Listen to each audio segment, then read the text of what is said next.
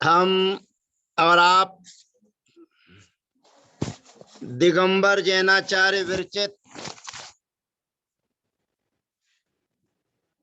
जैन व्याकरण का तंत्र रूप माला का अध्ययन कर रहे हैं और इस कातंत्र रूप माला के अध्ययन में उत्तरार्ध असार्वधातुक प्रसंग हमारा चल रहा है और असार्वधातुक अद्यतनी के प्रयोग में हम और आप आज सूंग प्राणी प्रसवे धातु का अध्ययन करेंगे। इस सूंग धातु में गा का अनुबंध हो जाता है और सु दीर्घ उ यहाँ पर मौजूद है। अब यहाँ पर कुछ ध्यान रखना है, ये आत्मनेपदी धातु है और आत्मनेपदी धातु में सबसे पहले हम चाहे धातु आत्मनेपदी हो चाहे परस्मनेपदी हो सिजद्य तन्याम सूत्र से सिच प्रत्यय करके आए हैं, क्योंकि अद्यतनी में मुख्यतः सिच प्रत्यय ही होता है, सिच विकरण ही होता है। और फिर इडागमो सार धातु कस्यादि व्यंजनादि रकारादि सूत्र के माध्यम से इट का आगम करते चले आ रहे हैं। अभी तक अद्यतनी के इस प्रसंग पर हमने दो चीजें सीखी हैं। यह तो इडागमो सार धातु कस्यादि व्यंजनादि रकारादि सूत्र के माध्यम से इट का आगम किया है। क्या आने वाले सूत्रों के माध्यम से इट का निषेध यानी कि सेठ जिनमें इट का आगम होता है वो सेठ धातु कहलाती हैं और जिनमें इट के आगम का निषेध हो जाता है वे अनिट धातुएं कहलाती हैं। अब हमारे बीच में एक ऐसा सूत्र उपस्थित हो रहा है जो सूत्र विवेट का काम करेगा। विवेट अर्थात विकल्प से इट का आगम होगा। अब इट का आगम होगा और नहीं भी होगा। जहां इट का आगम होगा वहां क्या प्रयोग होगा और जहां इट के आगम का निषेध होगा वहां पर क्या कार्य होगा, ये अब आपके बीच में यहां पर दर्शाते हैं। तो सबसे पहले सूंग प्राणी प्रसवे उत्पन्न होने अर्थ में, प्राणियों के उत्पन्न होने के अर्थ में ये धातु हमारे बीच में है और आत्मनेपदी धातु होने से ता प्रत्यय लेकर आते हैं प्रथम पुरुष के एक वचन में ता।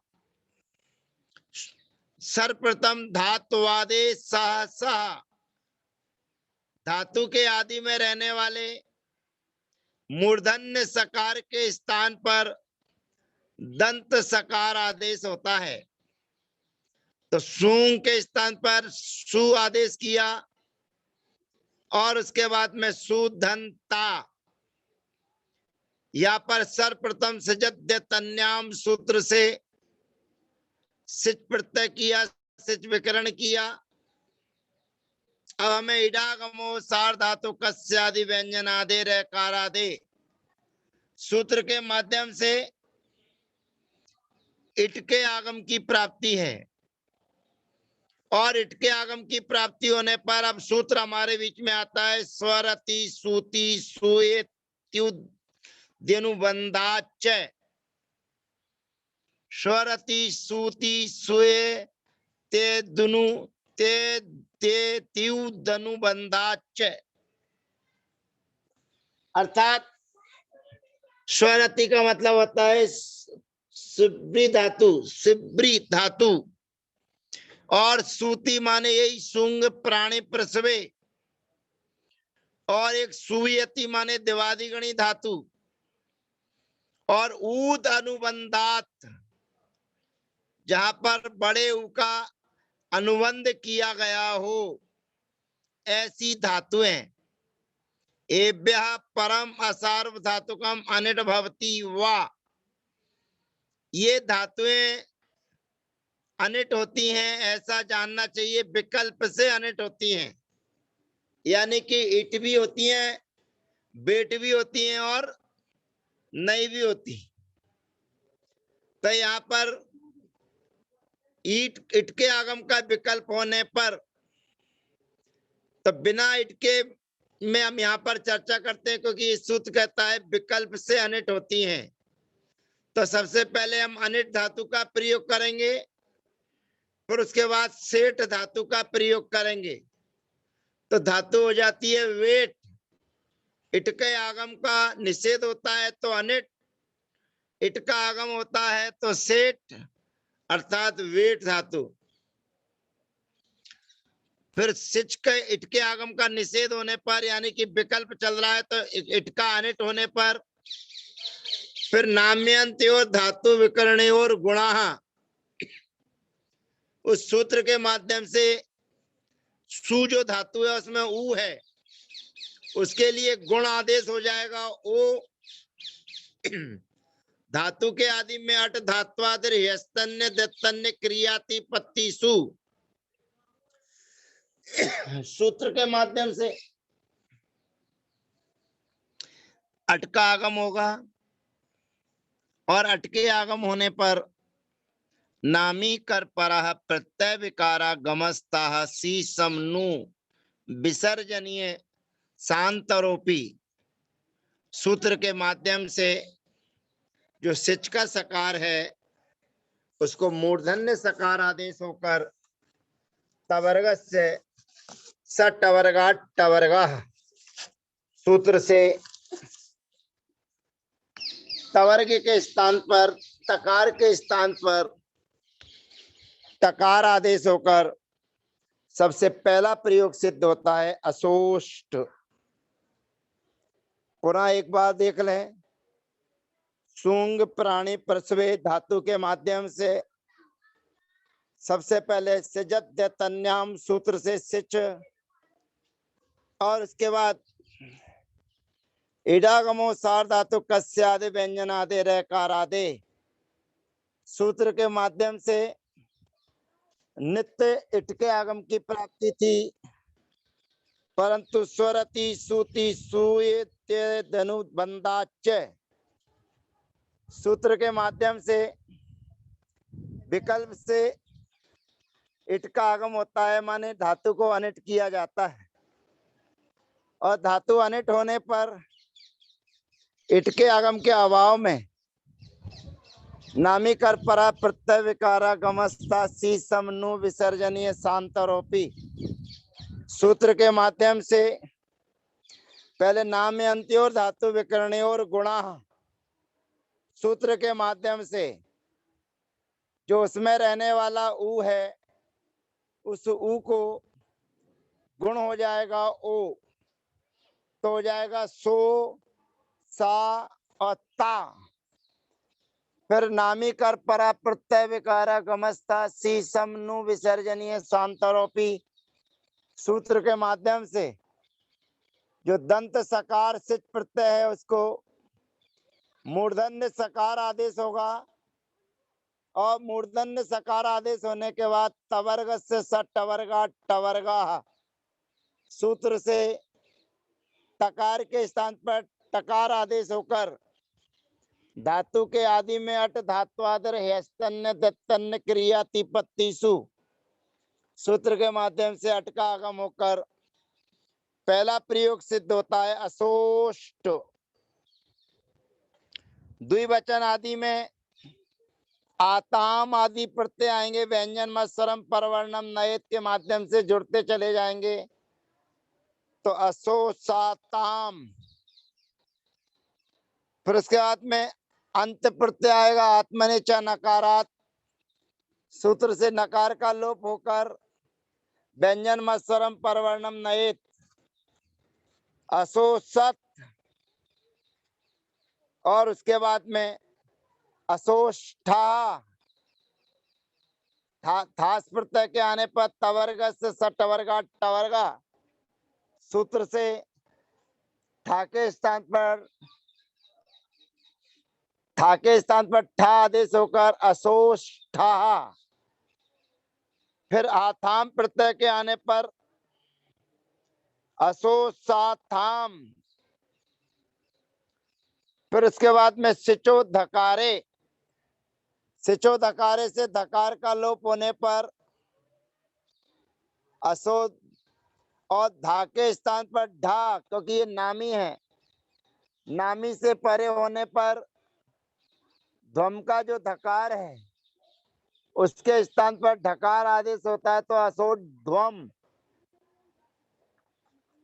उत्तम पुरुष के एक वचन में सी प्रत्यय के आने पर, ई प्रत्यय के आने पर असोसी, फिर असोस वही और असोस मही, ये प्रयोग सिद्ध होते हैं। अब हमें ईट का आगम करना है, और जहां ईट का आगम होता है उस ईट के आगम के साथ में अगला सूत्र हमारे बीच में आ रहा है, सुधनता।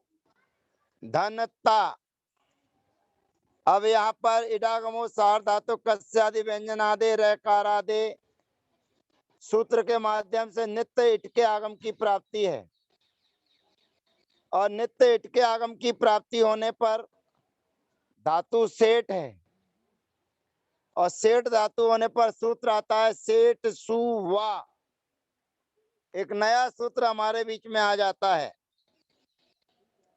और ये नया सूत्र आता है ये केवल जहां धा को ढा हमने पूर्व में किया था, अनिट धातु में धा को जो ढा आदेश किया था वो नित्य किया था, और यहाँ पर ये सूत्र जो है उसको विकल्प से करेगा। तो उसके पूर्व हम पूरे प्रयोग सिद्ध करते हैं इट के आगम के साथ में। सु धातु से ता प्रत्यय लाए, सिजद्य तन्याम सूत्र से सिच किया। अब ये सूत्र के माध्यम से जो इट का आगम विकल्प से अनिट होता था, तो इट का आगम करने पर इडागमो सार धातु कस्यादि व्यंजन आदि रकार आदि सूत्र से इट का आगम होकर नामी अंत्योर धातु विकरणयोर गुणा, सूत्र से सु के उ को ओ गुण होकर ओ अब सूत्र से अब आदेश होकर, और नामी कर पर प्रत्यय विकारा गमस्ता सी समनु विसर्जनीय शांतरोपी, सूत्र के माध्यम से दंत सकार को मूर्धन्य सकार आदेश, और तवर्ग से सटवर्गा टवर्गा सूत्र के माध्यम से तकार को टवर्ग आदेश करने पर असविष्ट धातु के आदि में अट धात्वादि हस्तन्य दत्तन्य क्रियातिपत्तिषु, तो असविष्ट प्रयोग बनता है। अब यहाँ पर ध्यान रखना, इट का आगम नहीं करेंगे तो बनेगा असोष्ट, और इट का आगम करेंगे तो ओ अब ये सूत्र और लग जाएगा बस, तो ओ अब से अब आदेश होकर प्रयोग बनेगा असविष्ट। इसी प्रकार से आताम प्रत्यय के आने पर असविसाताम, अंत प्रत्यय के आने पर आत्मनिचा नकारा से नकार का लोप होने पर असविसत, थास प्रत्यय के आने पर असविष्ठा, असविसाथाम। अब यहाँ पर विशेष ध्यान रखना है, ध्वम प्रत्यय के आने पर, ध्वम प्रत्यय के आने पर पूर्व में रहने वाला जो सूत्र था उससे नित्य धकार आदेश होना था, परंतु सूत्र हमारे बीच में एक नया आ जाता है सेठ सुवा, अर्थात सेठ धातु हो तो जो धा के स्थान पर ढा आदेश किया जाता है वह वा माने विकल्प से होता है। नाम्यंतात धातो परस्य सेटाम आसी अद्यतनियत परोक्षायाम परोक्षाणाम धकारस्य ढो भवति वा विकल्प से। माने इट के आगम के अभाव में जहां अनिट धातु होगी वहां धा को ढा नित्य होगा, और जहां पर सेठ धातु होगी वहां पर सेठ सुवा सूत्र के माध्यम से विकल्प से धा को ढा आदेश होगा।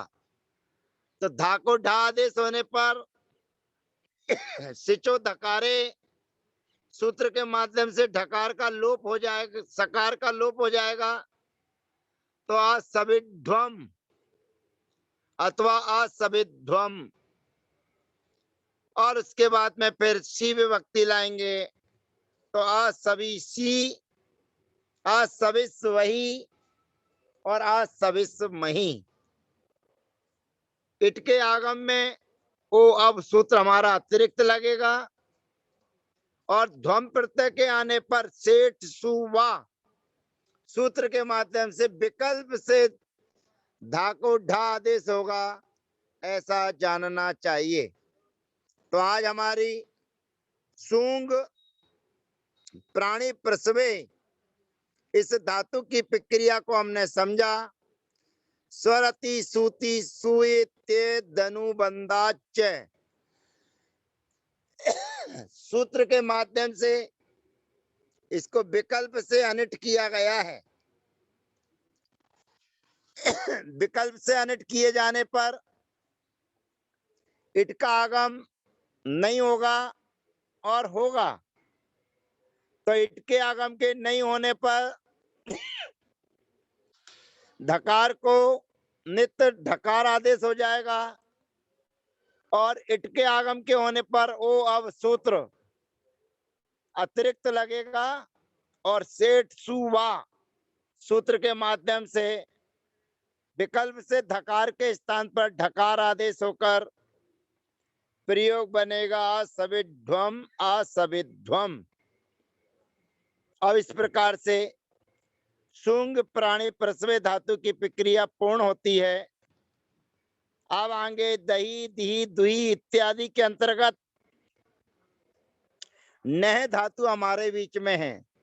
ये तो सूत्र पुराना है जो अनिट करता है, उसी के अंतर्गत नह धातु हमारे बीच में है। वो नह धातु की चर्चा अगले सत्र में आपके बीच में करेंगे। तब तक के लिए जय जिनेन्द्र, वंदना, सबका यथा योग अभिवादन।